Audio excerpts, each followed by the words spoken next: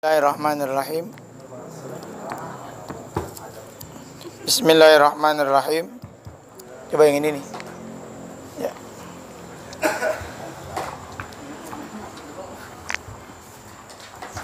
Bismillahirrahmanirrahim. Ila hadratin Nabil Mustafa Muhammadin sallallahu alaihi wasallam wa ala alihi wa azwajihi wa auladihi wa zurriyatihi wa ahli baitihil kiram. Suma ila hadrati al-muallif tafsir Jalalain Jalaluddin Muhammad bin Ahmad al-Mahalli wa Jalaluddin Abdurrahman bin Abi Bakrin as-Suyuti wa nafa'ana bi ulumiha. Al-Fatiha. A'udzu billahi minasy syaithanir rajim. Bismillahirrahmanirrahim. Alhamdulillahi rabbil alamin arrahmanir rahim maliki yaumiddin. Iyyaka na'budu wa iyyaka nasta'in ihdinas siratal mustaqim siratal ladzina an'amta 'alaihim ghairil maghdubi 'alaihim waladdallin. Kita lanjutkan ayat yang ke-17 dari surah Al-Baqarah dalam kitab tafsir Jalalain. Coba ada yang bisa ayat ke-17? Mathaluhum kamathalil ladzis. Ada yang bisa? Jadi kita baca bareng-bareng.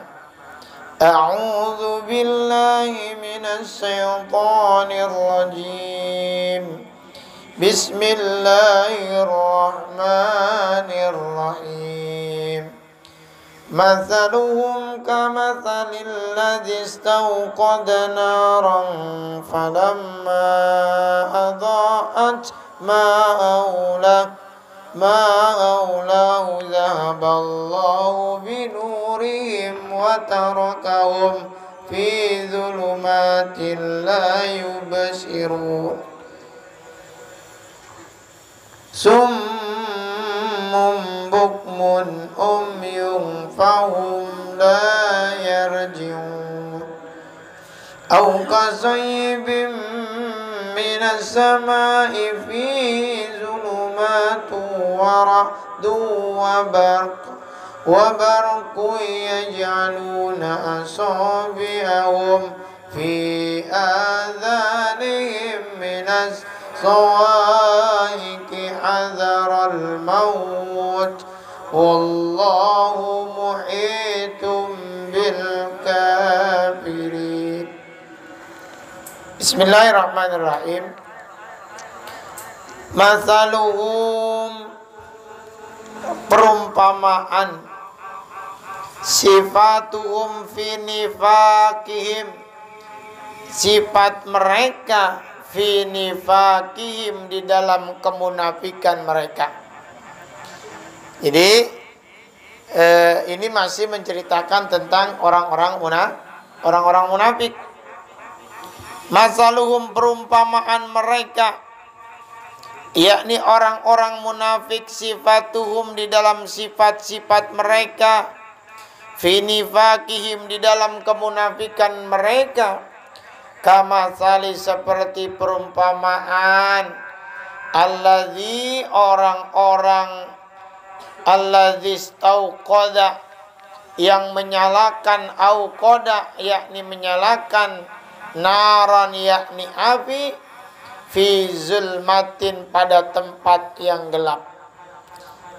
Falamma adha'at, maka setelah api itu menerangi, anarat, yakni menerangi, ma'aulahu, di sekeliling mereka, fa'absara, maka mereka dapat melihat, wastadfa'a, menghangatkan dirinya, wa amina, dan merasa aman, ma yakhafu, apa-apa yang mereka takuti, dhahaballahu, maka Allah hilangkan, binurihim, cahaya itu, atfa'u, maksudnya Allah tinggalkan itu, maksudnya Allah padamkan api mereka. Wa jama'a dhamira mura'atan li makna alladhi, jamak domir muro'ah. Yang dimaksud dengan muro'ah itu adalah binurihim. Li makna alladzi, untuk makna alladzi. Maksud muro'ah itu memelihara.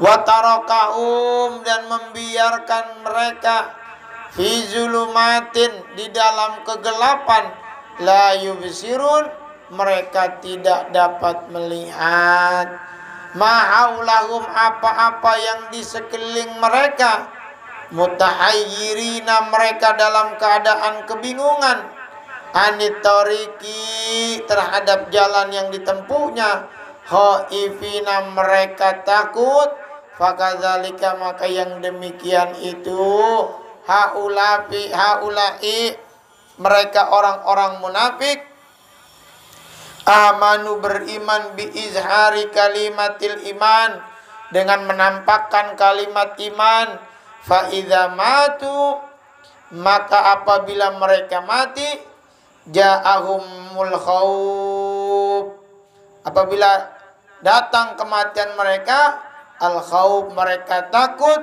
wal azabuhum, dan oleh Allah diazab mereka. Sumum, mereka tuli, atau orang kita ngomongnya budak. Sumun, mereka budak, anil haqqi, daripada kebenaran. Fala yasma'unahu, mereka enggak mau dengerin. Sima'a qabulin, dengan penerimaan yang menerima. Bukmun, mereka bisu, khursun, atau berisu, anil khairi fala yakulunahu, daripada kebenaran mereka enggak mau ngomong. Umyun, mereka buta, antorikil huda, daripada jalan-jalan hidayah kebenaran, fala yarawnahu, mereka tidak melihat. Fahum la yarji'un, maka mereka la yarji'un, tidak bisa kembali kepada jalan yang benar, anitolala, daripada kesesatan. Nih, dua ayat ini begini maksudnya. Orang munafik itu diperumpamakan oleh Allah. Apa perumpamaannya? Begini perumpamaannya, mereka itu, orang munafik seperti orang yang nyalain api. Nyalain api di dalam kegelapan. Nyalain api di dalam kegelapan. Setelah apinya menerangi mereka, fa'absara, maka mereka dapat ngelihat. Tadinya gelap nih, gelap. Setelah nyalain api, apinya jadi terang. Setelah terang, dia jadi bisa ngelihat. Wastadfa'a, dia bisa menghangatkan dirinya. Dari apa? Wa amina, dia bisa merasa aman. Ma yakhafu, dari apa-apa yang ditakuti. Jadi orang munafik itu dengan kedatangan Islam, mereka terus kemudian ngaku beriman, supaya mereka merasa aman, supaya mereka merasa enggak takut, maka dia pura-pura masuk agama Islam. Orang munafik begitu. Orang munafik mah kalau ketemu sama orang Islam ngakunya Islam. Supaya apa? Supaya mereka selamat, harta-harta mereka selamat, supaya enggak takut, kira-kira begitu. Jadi diumpamakan oleh Allah, mereka tuh seperti orang yang sedang menyalakan api untuk menerangi diri mereka, supaya mereka bisa melihat, supaya mereka bisa merasa aman, supaya hilang ketakutan mereka. Tetapi kan Allah Maha tahu. Walaupun dia ngumpet kayak bagaimana, walaupun di mulut dia ngaku beriman, tetapi ketika ila sayatinim, kembali kepada setan-setan mereka, pemimpin-pemimpin munafik mereka, mereka bilangnya apa? Oh, saya mau ngebohongin dia. Begitu. Maka kemudian zahaballah, Allah kemudian tinggalkan mereka. Apa maksud tinggalkan di situ? Zahaballahu binurihim, Allah tinggalkan cahaya mereka. Maksudnya atfa'u. Apa atfa'u? Atfa'u. Atfa itu artinya memadamkan. Jadi memadamkan api mereka. Maksudnya bagaimana? Allah kemudian ceritakan itu semua kepada Nabi Muhammad SAW.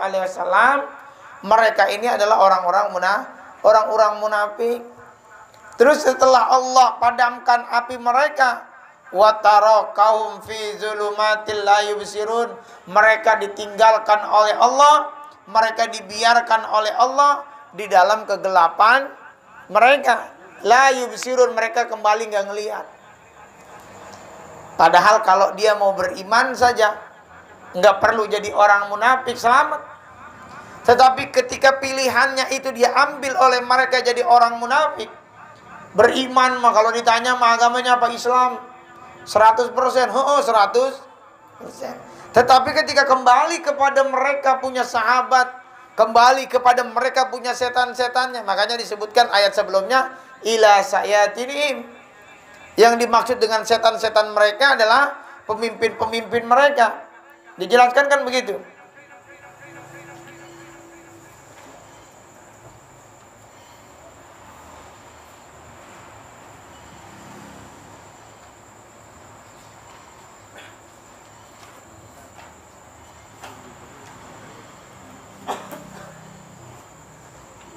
Nih, wa idza laqul ladzina amanu, apabila mereka bertemu dengan para sahabat-sahabat Rasul, alladzina, orang-orang beriman, alladzina amanu qalu amanna, mereka ngomongnya apa? Beriman. Wa idza laqul ladzina amanu, apabila mereka berjumpa dengan orang-orang beriman, qalu, mereka kemudian mengatakan, siapa yang mengatakan itu? Ai munafikun, yakni orang-orang munafik ngomongnya amanah. Dia beriman. Wa idza khalau ila sayatinihim, tapi ketika dia kembali kepada setan-setan mereka, kembali kepada pemimpin-pemimpin mereka, kembali kepada golongan-golongan mereka, qalu innamakum innama nahnu mustahzi'un. Tuh. Dia ngomongnya apa? Ketika balik, sesungguhnya kami bersama kalian. Oh, saya mah mengolok-olok mereka, no. Ngebohongin mereka supaya aman, supaya saya enggak dibunuh, supaya harta saya merasa aman, nggak diambil sama mereka. Saya emang kalau ketemu mereka ngomongnya beriman. Tapi kalau udah dimari mah kita kumpul, ya kita kembali lagi begini. Nggak bisa begitu. Kalau udah memilih Islam sebagai agama yang benar, maka mesti kemudian mengikuti aturan lain agama Islam. Walaupun memang tidak boleh menghina agama lain. Karena boleh jadi agama lain atau orang yang beragama lain itu satu waktu bisa masuk ke dalam agama Islam. Misalnya ada si A, teman kita masih non muslim, nggak boleh kita menghina. Karena boleh jadi yang kita hina ini kedepannya justru malah yang paling dekat sama Allah. Khalid bin Walid itu dulu yang memerangi Nabi. Oh, sampai kemudian gigi Nabi tanggal, sampai bibir Nabi pecah. Itu ketika peristiwa perang Uhud. Siapa pemimpinnya? Khalid bin Walid, Abu Sufyan. Itu musuh-musuh Nabi, yang bikin Nabi kemudian mendapat kabar terbunuh. Karena terdesaknya pasukan muslim gara-gara pasukan panah yang sudah disiapkan oleh baginda Rasul di satu gunung kemudian turun. Saya alhamdulillah menyaksikan langsung, melihat langsung gunung Uhud. Dan ada satu gunung bukit kecil, ini yang udah disiapkan oleh Rasul, para tentara panahnya Rasul. Tapi ketika ngelihat di depan itu ada harta ghanimah, harta rampasan perang yang ditinggalkan kaum-kaum kafir Quraisy, yang udah disiapkan oleh baginda Rasul di atas gunung bukit kecil itu sebagai pasukan pemanah. Ngelihat di depan ada harta, pada turun. Mau gue nggak kebagian ini urusannya, mau pada turun semuanya. Akhirnya ketika pada turun, Abu Sufyan dengan tentaranya lewat belakang, nyerang dari belakang. Yang tadinya kaum kafir Quraisy sudah mundur nih, ngelihat di sana ada tentara Abu Sufyan, pasukan Abu Sufyan nyerang dari belakang, berbalik. Akhirnya kemudian baginda Rasul bersama pasukannya tergencet. Akhirnya kemudian memilih ke gunung, memilih ke atas gunung, memilih naik ke atas gunung. Ya begitu. Terbunuhlah pada saat itu pamannya Nabi. Siapa? Ada yang tahu? Namanya Hamzah bin Abdul Muthalib. Dibunuhnya sama siapa? Salah satu budak daripada Hindun. Siapa dia? Wahsy. Yang membunuh pamannya Nabi. Yang membunuh pamannya Nabi, Wahsy. Akhirnya pun kemudian masuk Islam. Begitu. Walaupun Nabi kalau melihat muka Wahsy, terus kemudian terbayang pamannya Hamzah. Begitu. Nah, Hamzah itu yang termasuk sahabat yang dikubur di Uhud atau di Jabal Uhud. Sebab orang para syuhada itu meninggal dikuburkan di mana tempat dia meninggal. Termasuk Nabi juga dikuburkan di tempat di mana Nabi meninggal. Nabi meninggal itu di rumahnya Siti Aisyah atau Sayyidatuna Aisyah. Maka di tempat tidurnya itulah yang sekarang kemudian jadi makamnya Rasul.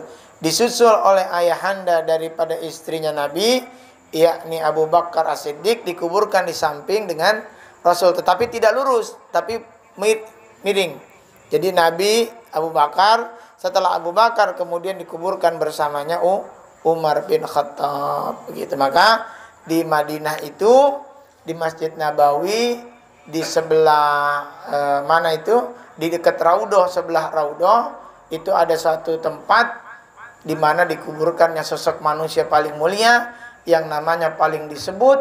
Siapa beliau? Nabi Muhammad sallallahu alaihi wasallam bersama dengan sahabat dicintainya, yakni Abu Bakar dan Umar bin Khattab. Begitu. Nah, ingin saya cerita karena tadi terkait kepada kubur Syekh Hisam Al-Burhani, seorang ulama Syria Damaskus, bercerita tentang salah satu seseorang yang kemudian menjadi ulama. Beliau ini bercerita tentang seseorang penggali kubur. Tukang gali kubur ini satu waktu didatangi seorang perempuan yang meminta untuk menggali lubang kubur. Akhirnya dia gali karena memang tugas dia sebagai penggali kubur. Terus kemudian digali sama dia, sama tukang gali kubur ini. Setelah digali, selesai penggalian, datanglah tuh jenazah. Terus kemudian jenazah ini mau diletakkan ke dalam kubur. Terus kemudian kuburnya ini berubah menjadi raudhah min riyadil jannah. Jadi taman di antara taman surga. Penggali kubur ini kaget. Kagetnya ketika mau diturunkan jenazah itu, tiba-tiba kuburannya berubah jadi raudhah. Raudhah itu taman min riyadil jannah, di antara taman-taman surga. Kemudian datang malaikat, terus kemudian membawa ruh daripada orang ini. Saking kagetnya penggali kubur ini kemudian pingsan. Dibangunin sama orang, dibangunin. Terus kemudian akhirnya diselesaikan tuh kuburan, udah selesai rapi, ditanya sama orang ini, sama orang-orang yang hadir pada saat itu, kenapa engkau pingsan? Apa kata tukang gali kubur ini? Saya sekian lama membuat lubang kubur, terus kemudian baru ini mengalami kejadian kuburnya menjadi taman surga. Terus kemudian dia ceritakan, dia ngelihat kuburannya berubah menjadi taman surga. Datang malaikat mengambil, datang seseorang naik kuda, terus kemudian mengambil. Ceritanya bukan malaikat, dia nggak tahu. Datang seseorang yang naik kuda kemudian mengambil jenazah ini. Lantas dia pingsan. Kata orang sekelilingnya nggak percaya. Begitu, sebab yang lain nggak ada yang lihat cuma dia doang. Selesai itu. Wanita ini pulang. Nggak lama, bertahun-tahun, perempuan ini datang lagi. Minta dibuatkan lubang. Begitu, dibuatkan lubang sama dia. Cuman dia nggak tanya tuh, dia buatkan lubang. Sampai kemudian setelah lubang kubur itu udah digali dan jadi, datang tuh jenazah bersama rombongan. Ketika diturunkan ini orang yang baru datang ini, ternyata kuburannya berubah lagi menjadi raudhah min riyadil jannah. Begitu. Kaget nih orang. Tapi kali ini dia tekad nggak mau pingsan, ceritanya begitu. Kejadiannya persis sama. Begitu. Dengan yang lalu, dengan yang pertama. Setelah dikuburkan, datang tuh kuburannya berubah jadi raudhah min riyadil jannah. Terus kemudian datang pengendara kuda membawa jenazah ini sampai kemudian selesai dikuburin. Kemudian dia panggil ibu ini. Ibu, mohon maaf. Saya dahulu pernah terjadi kejadian yang sama dengan saat ini. Bukankah dulu ibu juga yang meminta saya untuk menggalikan kubur? Ia jawab, iya. Ibu, mohon maaf.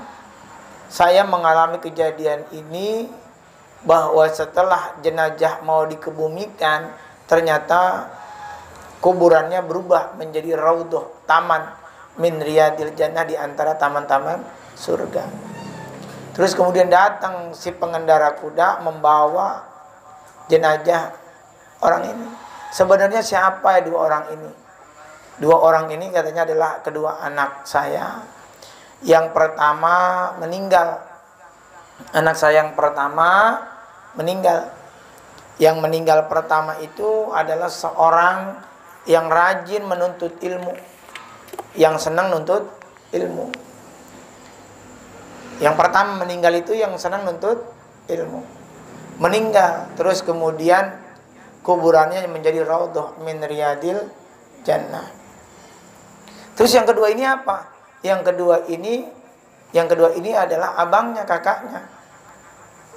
Dia siapa? Dia adalah orang yang usaha, yang mencari duit buat adiknya nuntut ilmu. Begitu. Jadi kagetlah kemudian si penggali kubur ini. Jadi sebabnya apa nih kemudian kuburan bisa berubah menjadi raudhah min riyadil jannah? Sebabnya gara-gara orang nuntut ilmu. Senada dengan kalimat cerita ini, akhirnya orang ini pun kemudian pergi meninggalkan pekerjaan dia menjadi penggali kubur, terus kemudian datang ke masjid untuk kemudian mulai mencari ilmu. Begitu. Mencari ilmu kepada siapa? Kepada ayah daripada Syekh Burhanuddin, Syekh Hisam, Syekh Hisam ini. Terus kemudian dia jadi ulama terkenal. Nah, senada dengan cerita ini, idza marartum bi riyadil jannah. Apabila kamu melewati taman surga, farta'u, maka datangilah taman surga itu.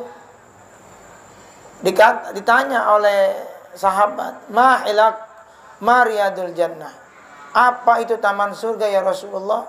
Hilakuz zikri, taman surga itu adalah majelis-majelis zikir, majelis-majelis ilmu. Itu adalah raudhah min riyadil jannah. Maka di dalam kesempatan ini, karena tadi cerita tentang kuburnya Nabi, saya sampaikan di tempat ini bahwa siapa orang yang nuntut ilmu, man salaka thariqan, siapa orang yang keluar untuk cari ilmu, maka Allah mudahkan jalan menuju surga. Di kalian, tapi niatnya, saya nuntut ilmu niatnya bukan karena kepengen jadi ulama, kepengen jadi orang alim, jangan. Niat begitu salah. Niatnya saya nuntut ilmu biar supaya dapat gaji buat kehidupan dunia, salah. Niat nuntut ilmunya semata-mata karena mencari ridho Allah. Udah itu. Makanya sekarang saya heran. Ini terus terang sebagai cambuk. Orang lomba-lomba nyari sekolah di negeri supaya bisa apa? Bisa gratis. Padahal tujuan daripada nuntut ilmu itu bukan itu. Tujuan nuntut ilmu itu semata-mata mencari ridho Allah. Maka coba dah, orang-orang yang tujuan nuntut ilmunya bukan mencari ridho Allah, tapi ada niat yang lain, maka pasti tuntutan dia dalam menuntut ilmu pertama nggak ada hasilnya apa-apa. Begitu. Ustaz, saya kan nggak punya biaya. Jangan takut. Begitu. Sekali lagi, orang yang menuntut ilmu itu Allah mudahkan jalannya menuju surga dengan semata-mata niatnya karena Allah. Kesampingkan niat yang lain, biar murah, biar ini, udah. Ini yang sekarang terjadi dalam diri kita, bahkan orang-orang di sekitar kita, mungkin termasuk saya di dalamnya. Kenapa? Tujuannya udah beda nuntut ilmunya. Orang yang tujuannya berbeda, bahkan ada satu hadis yang keras menurut saya. Siapa orang yang menuntut ilmu tapi dunia jadi tujuan, daripada menuntut ilmu itu pengen menggapai dunia, Allah haramkan mencium wanginya surga. Wih, ngeri. Reja sekolah pengen ini biar gampang nyari kerja. Kalau sekolah di sini, sekolah di ini biar gampang nyari kerja. Kalau udah begitu tujuannya, berarti bukan Allah jadi tujuan utamanya. Maka perhatikan hadis ini. Innamal a'malu binniyat. Sesungguhnya sesuatu amal itu bermulai dari niat. Wa innamal likulli imri'in ma nawa. Segala sesuatu itu bersumber innamal likulli imri'in ma nawa, apa yang diniatkannya. Jadi kalau orang niatnya faman kanat hijratuhu ila ilallah wa rasuli fa hijratuhu ila Allah wa rasuli. Diganti itu teksnya. Siapa orang yang niat sekolahnya karena Allah dan Rasulnya, maka sekolahnya itu akan berhasil karena Allah dan Rasulnya. Berkah ilmunya dapat, manfaat ilmunya dapat, kepakai ilmunya. Faman kanat hijratuhu ila dunya yusibuha aw imra'atin yunkihuha. Siapa orang yang hijrahnya karena dunia atau karena kepengen hijrahnya pengen ngawinin orang, atau sekolahnya kita ganti teksnya. Ada orang yang niat sekolahnya karena kepengen dunia, supaya ini supaya itu, terus kemudian supaya ketemu cewek rada cakepan di sana, mau banyak ceweknya. Begitu. Ada kan yang sekolah, gue mau sekolah di sana ceweknya banyak. Begitu. Ada yang begitu, ada. Begitu. Gue mau sekolah di sana lah, emang apa di sana makan ceweknya banyak, pabrik susunya rada banyak. Ya. Niatnya udah begitu. Gitu. Ya udah, nggak dapat. Udah. Bagaimana niat yang benar kalau ke sekolah? Supaya ilmunya berkah, supaya hasilnya manfaat. Cuman semata-mata karena Allah. Saya kemarin yakinkan kepada murid, silakan. Mau daftar kemana juga silakan. Tetapi ingat tujuannya mesti karena Allah. Sebab ibu salah niat saja, kasihan anak ibu. Ibu salah niat saja, bukan Allah jadi tujuan utama, maka bisa lulus, anaknya bisa lulus. Tapi ketika lulus, apa yang dibawa hasilnya? Apa yang didapat ilmunya? Nih, lagi-lagi nih, yang udah lulus, atau mau mondok, atau mau sekolah, atau mau ngaji ke tempat ini, niatinnya apa? Gue mau ngaji lah di sini lah, emang biar bisa main hadroh. Ya hadroh doang sebisa-bisanya. Begitu ngajinya. Begitu. Nando niatnya kemari karena Allah kan tuh. Oh insyaallah. Udah saya tanya, niatnya karena apa? Karena Allah dan Rasulnya Pak Ustaz. Begitu.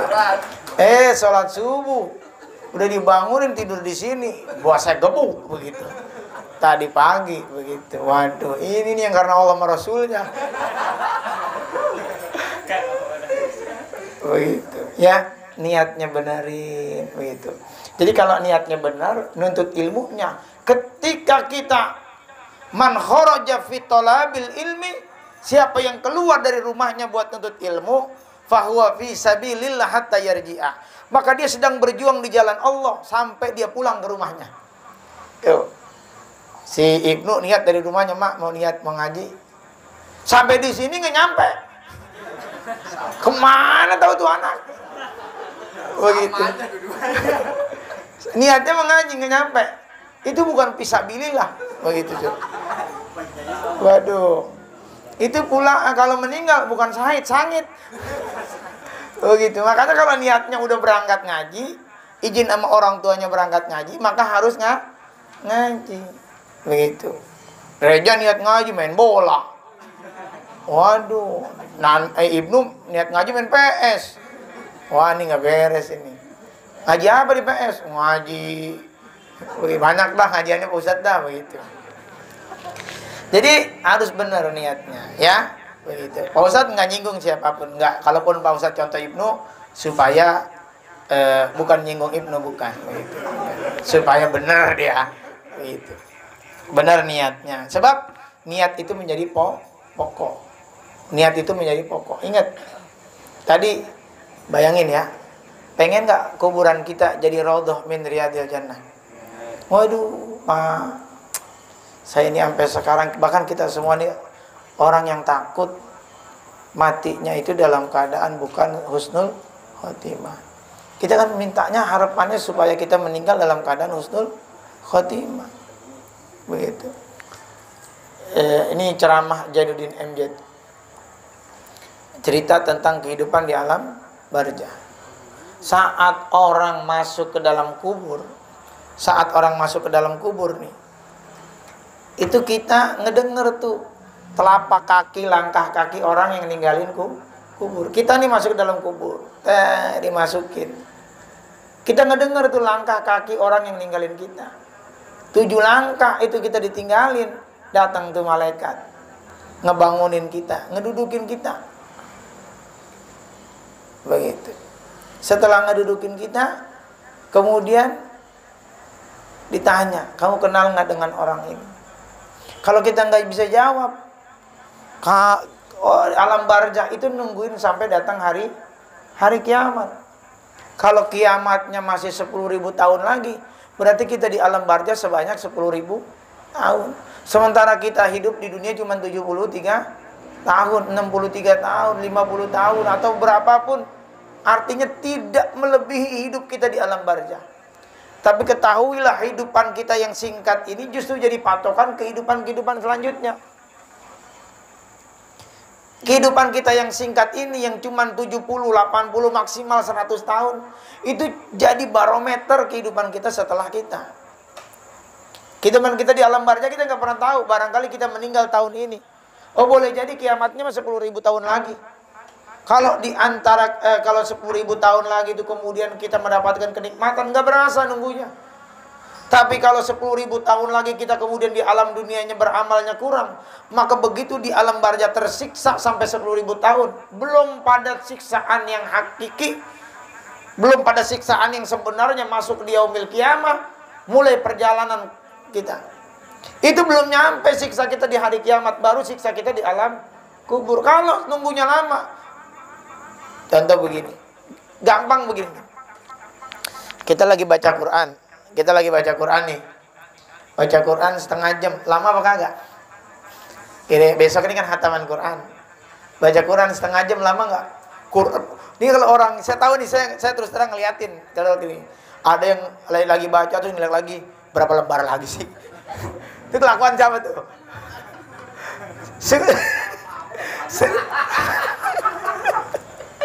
Itu jangan dianggap Pak Ustadz nggak ngeliat. Aduh. Jangan dianggap Pak Ustadz nggak ngeliatin. Itu Pak Ustadz ngeliatin tuh. Liatin. Ada yang ngomong gini. Ada yang hitung. Set, masih 4 lembar lagi. Itu jangan dianggap Pak Ustadz nggak merhatiin. Ya Pak Ustadz tahu orangnya. Begitu. Yang ketawanya kenceng ngerasa aja dia. Mata udah ngantuk nih. Merah matanya. Matanya udah sedikit berair. Aduh. Ngelihat begini nih, si Allah masih 4 lagi. Terus yang kedua, cirinya ngeliatin punya orang. Sedih dikit lagi, oh no? Itu begitu. Bener gak begitu? Waduh, Masya Allah. Kayaknya gue cepetan lah begitu. Dan yang ketiga nih yang curang. Mudah-mudahan gue salah ngebet. Harus ngebet. Orang ngebet lembar dapat 3. Masih 3 lagi, udah tahu di halaman terakhir. Itu yang curang, ada yang gitu nggak? Nggak tahu lah, mudah-mudahan nggak ada. Tapi kalau baca Quran, hawanya lama begitu. Coba dah. Coba kalau lagi ngapa-ngapain sesuatu yang tidak lagi ibadah. Waktu kira-kira ngomongnya begini, saya cepet banget waktu. Tiba-tiba udah jam segini aja nih. Coba gitu ya? Iya kan? Coba dipakai itu begitu. Nah, ini gambaran ketika kita di alam barzah mendapatkan kenikmatan. Kita nikmat, ngerasanya enjoy. Maka tiba-tiba udah datang waktu kiamat. Tapi kalau kita ngerasanya terbebani, ngerasanya tersiksa, maka seolah-olah itu menjadilah lama. Yang paling gampang nyontohinnya ketika seorang pria dengan cewek duduk barengan. Ini dua-duanya saling suka menyukai, saling cinta mencintai. Duduk bareng nggak berasa waktu 3 jam juga, 4 jam, 5 jam, 6 jam nggak berasa. Hujan panas nggak ada rasanya, sebab lagi demen namanya yang dideketin. Oh, bahkan kayak model Mamat kalau nelpon, buset. Mamat kalau malam-malam nelpon nggak berasa, begitu. Karena ngobrolnya sama yang disayangin, misalnya istrinya, begitu. Ngomong sama istrinya sayang, kan nggak berasa. Begitu. Misalnya itu mah, begitu. Tapi kalau kita duduk sebelah kita banci. Gitu naik mobil sebelah kita banci, masya Allah gue kayaknya habis ini mah. Itu perasaan duk itu sepanjang jalan, kapan nyampainya ini perjalanan, gitu. Ini gambaran bagaimana ketika kita hidup di alam kubur. Itu belum disiksa tuh. Kalau kita ngelakuin sesuatu yang kita nggak enjoy, ngelakuin sesuatu yang kita nggak nikmatin, maka merasa terbebani, maka waktu seolah-olah lama. Begitupun di alam barzakh, kalau mendapat siksaan, mendapat hukuman, ngerasa kekiamatnya itu lama. Tapi ketika mendapatkan kenikmatan, enjoy, begitu, maka ketika tiba-tiba udah kiamat, udah dibangkitkan kembali, dan dibangkitkan sampai menuju pintu surga, berasanya cepat. Sebab ada orang yang dibangkitkan oleh Allah dari alam barzakh. Ini di alam barzakh ya. Di alam barzakh kita nggak tahu berapa waktu lamanya. Sebab kematian itu dibangkitkan pada saat hari kiamat. Ini proses yang saya ceritakan adalah proses yang terjadi di hari kiamat. Ketika ditiup pertama kali trompet pertama oleh malaikat Israfil, maka kemudian bergetar bumi, hancur luluh lantah dan sebagainya. Sekian tahun kemudian, dalam satu riwayat mengatakan 1000 tahun kemudian, maka kemudian dibangkitkan kembali oleh Allah. Kemudian bangkit manusia, berdiri di atas kuburannya masing-masing dalam keadaan telanjang, tanpa sehelai benang pun.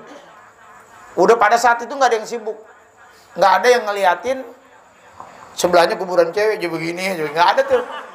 Ngebayangin begitu, ini sekarang aja ngebayangin. Contoh gampang begini. Saat kita tinggal di satu rumah, di rumah itu kebakaran, terus kemudian di pojokan rumah ada yang telanjang, apa kita lari ninggalin tuh kebakaran, apa ngeliatin perempuan telanjang dulu? Begitu, Maka perempuan telanjang model kayak apa juga, dari yang paling tua sampai yang paling tua, dari yang paling muda sampai yang belum tua, nggak ada yang tertarik. Apa sebabnya nggak tertarik? Sebab kita sibuk nyelamatin diri. Maka besok ketika dibangkitkan di hari kiamat, kita berdiri di atas kuburan kita dalam keadaan telanjang, boro-boro mikirin tetangga sebelah. Saya jambrong amat sebelah. Begitu.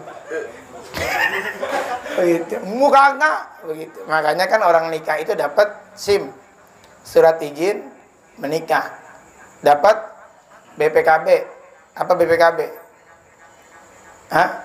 BPKB adalah apa? Nantilah di lain waktu kita bahas begitu ya. Ini sebab rada jorok begitu kira-kira. Kita nanti kita bahas. Dari orang nikah itu dapat SIM, dapat STNK, dapat BPKB begitu ya. BPKB itu apa sih BPKB singkatannya? Aslinya? Buku pemilikan. Iya, kalau ini lain, buku pemilikan kendaraan brewok. Begitu. Jadi di atas kuburan 10.000 tahun. 10.000 tahun. 10.000 waktu itu, 1.000 ya. 1.000 tahun. Setelah 1.000 tahun bagi orang yang beriman, cepat larinya. Tapi bagi orang yang nggak punya amal, 1.000 tahun itu lama. Setelah dari kubur itu diarahkan ke tempat yang namanya kegelapan, di tempat zulumat, tempat yang gelap, nggak ada setitik pun cahaya. Orang pada ngeri itu, pada ngeri semuanya. 1.000 tahun tuh di sana. Tapi bagi orang beriman, cepat. Terus kemudian dipindahkan ke padang mahsyar, 1.000 tahun. Ada orang yang begini. Bagi orang beriman, 1.000 tahun itu cepat. Sampai kemudian tiba-tiba ujuk-ujuk sudah ada di depan pintu surga. Itu bagi orang beriman. Tapi bagi orang yang tidak atau kurang amalnya, maka mereka tergopoh-gopoh, terpayah-payah, tersendak-sendak jalan menitik jalan surga. Ini mudah-mudahan kita dicepatkan oleh Allah jalan menuju surga. Nah, itu gambaran daripada orang-orang munafik kembali. Jadi orang munafik itu ngomongnya mau beriman, tapi udah balik mah tetap aja dia kembali kepada ajaran agama mereka. Wa tarakahum fi zulumatil la yubsirun, maka Allah membiarkan mereka dalam kegelapan. La yubsirun, mereka enggak melihat. Gitu. Apa yang mereka enggak melihat? Ma'aulahum, di sekeliling mereka, mutahayyirina, mereka dalam keadaan kebingungan, anitoriki, daripada jalan, khaifina, mereka takut. Fakadzalika, yang demikian itu, haula'i, mereka orang-orang munafik, amanu bi izhari kalimatil iman, mereka menampakkan, dia kalau ngomong tuh beriman, kalau ditanya beriman, selalu menampakkan keimanan mereka, menampakkan bahwa diri mereka orang-orang beriman. Fa idza matu ja'ahum, apabila kematian mereka datang, al khaufu wal adzabuhum, mereka takut, dan Allah memang udah persiapkan azab bagi mereka. Summun, mereka tuli, anil haqqi, daripada kebenaran. Mereka tuh mau ngomong apa juga ngerasa pura-pura jadi orang budak, enggak ngedenger kebenaran yang disampaikan oleh baginda Rasul, kebenaran yang disampaikan oleh sahabat-sahabat Rasul. Orang-orang munafik di zaman kita sekarang pun begitu. Mereka senantiasa ngaku beriman kepada Allah, tetapi mereka budak sama agama, sama perintah Allah, seolah-olah budak, nggak mau ngelaksanain. Bukan nggak denger, bukan. Beda ya orang nggak denger sama orang yang pura-pura nggak denger. Mereka tuh orang-orang yang sebetulnya mendengar bahwa sholat itu wajib, tetapi mereka nggak mau kerjain karena pura-pura nggak denger. Dengerin dong. Begitu. Ajan itu bukan nggak denger ajan mah. Orang nyalain alarm jam 4. Begitu. Fala yasma'unahu sama'a qabulin, tuh perhatikan. Mereka bukan sebetulnya nggak dengar, bukan, tetapi mereka tidak mendengar karena tidak menerima, tidak menerima apa yang dia dengerin itu, nggak nerima dia. Ketika ada orang ngomong kebaikan itu dia bukan nggak denger. Ketika ada orang yang menyampaikan kebenaran dia bukan nggak denger, tetapi dia nggak mau nerima. Kalau kata orang sekarang tuh masuk kuping kiri keluar kuping kanan, itu namanya kayak begitu tuh orang-orang munafik. Bukan nggak denger, dia denger kalimat-kalimat yang mengajak kepada kebaikan. Dia dengar perintah Allah, ini loh yang wajib, ini loh yang nggak boleh dikerjakan, ini loh yang haram. Bukan nggak dengar, dia dengar. Tetapi mereka pura-pura budak, mereka nggak mau ngerjain karena ngerasa nggak tahu. Nah ini orang munafik cirinya begitu. Terus bukmun, mereka bisu. Khursun, bisu tuh khursun, bisu. Anil khairi falayakulunahu. Mereka tuh budak, nggak dengar akan kebaikan. Mereka tuh bisu akan kebaikan. Mereka nggak mau mengatakan kebaikan itu. Jadi pura-puranya nggak dengar, pura-puranya bisu. Begitu. Umyun, mereka buta anit tariqil huda, atas jalan Allah, atas jalan petunjuk. Mereka bukan buta dalam arti sebenarnya. Mereka cuma pura-pura buta. Padahal dia tahu yang dia kerjain itu haram, bukan nggak tahu. Tahu. Itu ciri orang munafik. Summum, bukmun, umyum. Pura-pura budak, pura-pura bisu, pura-pura buta. Gitu. Tapi Allah memang udah menyiapkan bagi mereka. Fahum la yarji'un. Maka bagi mereka la yarji'un, mereka tidak bisa kembali kepada jalan yang benar, anid dolalah, daripada kesesatan. Ini na'udzubillah min dzalik. Jangan sampai memang Allah sengaja biarin kita dalam keadaan kayak begitu. Itu na'udzubillah min dzalik.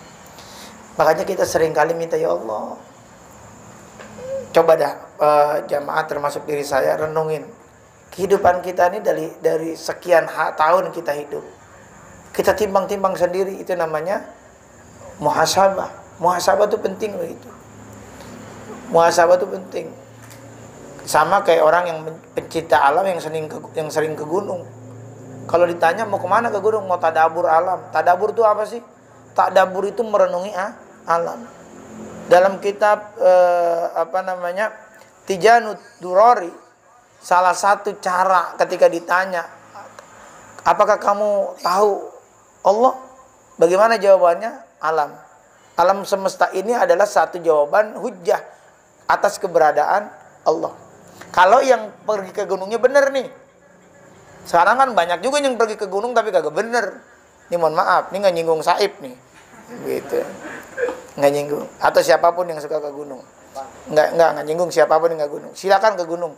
Tetapi ke gunungnya itu sebagai upaya mengenal Allah. Ma'rifatullah. Sebab begini. Tadabur itu ketika kita ke gunung berarti kita mencari jawaban atas keberadaan Allah. Sebab alam semesta ini adalah wujud nyata dari keberadaan Allah. Tidak mungkin ada alam semesta ini kalau tidak ada yang mencipta. Siapa yang mencipta alam semesta ini? Karena adanya Allah. Reja hadir ke dunia wasilah wabah mamanya. Keceplak jadi Reja. Misalnya gitu. Babanya Reja ada gara-gara ada nenek angkomnya. Sama keceplak ada babanya. Ujung kemudian sampai manusia pertama Nabi Adam. Nabi Adam ada sebab diciptakan oleh Allah. Artinya Reja itu keberadaannya sebagai jawaban adanya Allah. Apa buktinya Reja sebagai jawaban keberadaan adanya Allah? Reja manusia menguasai, memiliki organ-organ tubuh. Tetapi yang dimiliki oleh Reja sendiri nggak bisa memberhentikannya, mengatur takdirnya. Kalau bisa, Cing Nur ini udah bisa menahan ubannya supaya nggak tumbuh. Tapi kenyataannya ubannya nggak bisa ditahan oleh Cing Nur. Kenapa nggak bisa ditahan? Padahal nempel di rambutnya, padahal nempel di badannya, tapi nggak bisa ketahan untuk hitam terus. Itu berarti yang nempel pada diri kita pun kita nggak bisa ngatur. Betul begitu kan? Berarti ini ada yang ngatur. Siapa yang ngatur? Kita ini punya DNA. DNA itu ada namanya atom. Atom itu kemudian terdiri dari inti atom. Sampai sekarang nggak pernah tahu siapapun yang meneliti itu. Di inti atom itu kemudian ada bagian-bagian lagi yang kemudian berputar, bergerak. Sampai saat ini nggak tahu siapa yang nyuruh inti atom itu bergerak.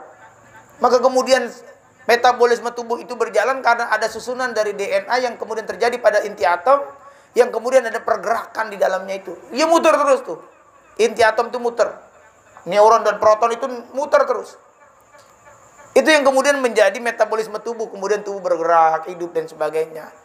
Jadi kalau belajar itu begitu. Man arafa nafsahu faqad araf. Siapa yang mengenal dirinya akan mengenal siapa Tuhannya. Jadi sampai sekarang orang ahli kimia itu nggak tahu siapa yang menggerakkan inti atom. Itu wujud dari keberadaan Allah. Allah yang kemudian disebutkan wallahu ala kulli syai'in qadir. Allah itu berkehendak dan mengatur atas segala sesuatu. Kenapa? Sebab bumi, langit, terbalik, langit dan bumi itu semuanya ciptaan Allah, milik. Lahu ma fis samawati wa ma, kepunyaan Allah lah apa-apa yang ada di langit dan apa-apa yang ada di bumi, termasuk yang di langit yang kita nggak pernah tahu. Saya dapat video bagaimana bumi kemudian bertemu dengan matahari. Matahari gede banget, bumi itu kecil. Bumi itu ketika berhadapan dengan matahari maka bumi itu menjadi kecil. Mungkin ribuan kali lipat bumi itu. Jadi kalau bumi tertarik dengan matahari, maka kemudian bumi itu hancur, nggak ada ngefeknya sama matahari. Tapi ketika digedein lagi, maka ternyata ada galaksi atau bintang lain yang lebih besar. Sementara kita berada dalam gugusan Bima Sakti. Gugusan Bima Sakti sebagai bintang atau sumber tata suryanya adalah matahari sebagai penggerak gravitasi. Ada berapa planet yang kemudian menyertai mengelilingi matahari. Itu baru gugusan Bima Sakti. Ada gugusan Andromeda, ada gugusan ini, ada gugusan ini, ada gugusan ini.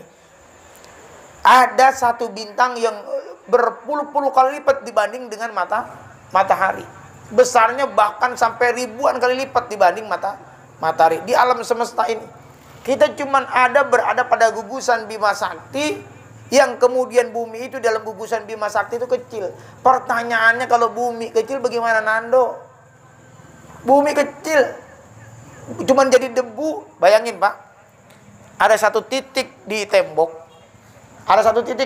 itu bumi. Ada satu titik di tembok, ini gambaran aja nih. Katakanlah titik majelis tuh. Titik majelis di huruf jim itu bumi. Sementara alam semesta ini sebegini gedenya. Kalau bumi cuma segede gitu, di dalam buminya ada kita. Sementara Allah menguasai alam semesta ini, betapa kecil dan kerdilnya diri kita. Ini tadabur namanya. Maka kalau orang-orang yang naik gunung kemudian menemukan jawaban itu, dia bermakrifat kepada Allah, dia mengenal Allah dengan ciptaan Allah. Oh, cakep begitu. Naik ke gunung, di gunung kencing sembarangan. Naik di gunung sholat juga kagak. Ini mau tadabur apa? Begitu, asal lewat, numpang-numpang anak babi mau lewat, anak babi dia kata. Begitu. Udah enak-enak kita anak manusia jadi anak celeng, begitu. Numpang-numpang anak bagong mau lewat, begitu. Waduh, ampun dah, begitu. Ya? Begitu. Setan tuh kalau kita ngomong begitu ketawa, dijingkrakan dia, begitu. Dijingkrakan ketawanya. Begitu. Kenapa? Dia, manusia itu kedudukannya lebih tinggi daripada setan. Begitu, lebih tinggi. Oleh sebab ketika kita merendah tuh setan ketawa, dijingkrakan, ya emang enak loh. Begitu, habis gua kerjain. Begitu kira-kira. Jadi kalau lewat tempat yang serem, baca apa? Lewat kuburan baca apa? La ilaha illallah wahdahu la syarikalah, lahul mulku wa lahul hamdu yuhyi wa yumiitu wa huwa ala kulli syai'in qadir. Baca, ada bacaannya semua lewat tempat yang angker dan sebagainya baca. Itu jangan numpang-numpang anak. Coba kalau kita baca itu, dia yang nyingkir. Kalau kita baca begitu, dia yang amprok-amprokan, ketawanya kencang banget begitu, cuman enggak ketahuan. Begitu. Kalau kita lagi begitu juga ketawain, balik lagi kita. Begitu. Ya, begitu diketawain sama dia. Begitu. Ya, gitu. Nanti saya akan mencoba di sini. Saya dapat ijazah namanya jurus Al-Fatihah. Nanti saya coba begitu. Jadi satu orang saya praktekin, kemudian mengambil energi yang ada di sekitar, kemudian menghasilkan gerakan-gerakan. Gitu. Bisa gerakannya apa aja, bisa gerakan silat, bisa gerakan apa. Tapi yang siap mau silakan itu. Tapi ntar habis itu saya tinggal. Gitu. Nanti saya ijazahin, itu saya dapat itu. Jadi bacanya cuma Fatihah doang, cuman ada beberapa yang perlu dibaca. Kalau mau silakan nanti kita praktekin. Tapi habis itu saya numpang tidur dulu ya begitu. Kalau dia ngapa-ngapa ya tinggalin aja begitu. Jadi sekali lagi, orang munafik itu begitu karakternya. Dia ngerasa bukan nggak dengar, dia dengar. Tapi dia bodoh. Dia bukan bisu, dia pura-pura bisu. Dia tahu. Dia nggak melihat, bukan nggak melihat, tapi dia pura-pura nggak mau tahu. Nah, ini semoga kehidupan kita jangan sampai jadi orang semacam itu. Nauzubillah min dzalik. Wallahu a'lam. Shadaqallahul azim. Al-Fatihah. A'udzu billahi minasy syaithanir rajim. Bismillahirrahmanirrahim. Alhamdulillahi rabbil alamin arrahmanir rahim maliki yaumiddin. Iyyaka na'budu wa iyyaka nasta'in ihdinas siratal mustaqim siratal ladzina an'amta 'alaihim ghairil maghdubi 'alaihim waladdallin. Astaghfirullahaladzim lakal hamdu wa lana ya ma'bud ya karim. Allahumma salli ala sayyidina Muhammadin fil awwalin wal akhirin wa barik wa sallim wa radiyallahu ta'ala an kulli sayyidatina sabi rasulillahi ajma'in. Hamdan syakirin hamdan na'imin hamdan yuwafi ni'amahu yukafi mazidah. Ya Rabbana lakal hamdu kama yanbaghi li jalali wajhikal karim wa 'azimi sultanik. Allahumma salli ala sayyidina Muhammad wa ala ali sayyidina Muhammad. Allahumma anfa'na bima 'allamtana wa 'allimna ma yanfa'una warzuqna ilman yanfa'una. Allahumma aghrina bil ilmi wa zina bil ilmi wa aghrina bit taqwa wa zamilna bil afiyah. Allahumma inna nas'aluka ilman nafi'an wa 'amalan mutaqabbalan wa rizqan wasi'an wa halalan thayyiban wa ilal ghairi qaribna wa nisari ba'idna. Allahumma ya Hanan ya Manan ya Bari samawati wal ardi ya Dzal Jalali wal Ikram. اللهم إني عبدك وابن عبدك ونسيت ماتي في أولا في قضاء وسرك في كل اسم ولك سميت أو أنزلته في كتابك ولم تعد من خلقك واستأثرت به في علم الغيب إنك أن تجعل القرآن العظيم ربي قلبي ونور بصري وجعل حزني وجعل عمي وغمي اللهم نور قلوبنا بنور هدايتك كما نورت الأرض بنور شمسك أبدا أبدا برحمتك يا أرحم الراحمين اللهم ربنا آتنا في الدنيا حسنة وفي الآخرة حسنة وقنا عذاب النار صلى الله على سيدنا محمد والحمد لله رب العالمين. السلام عليكم warahmatullahi wabarakatuh.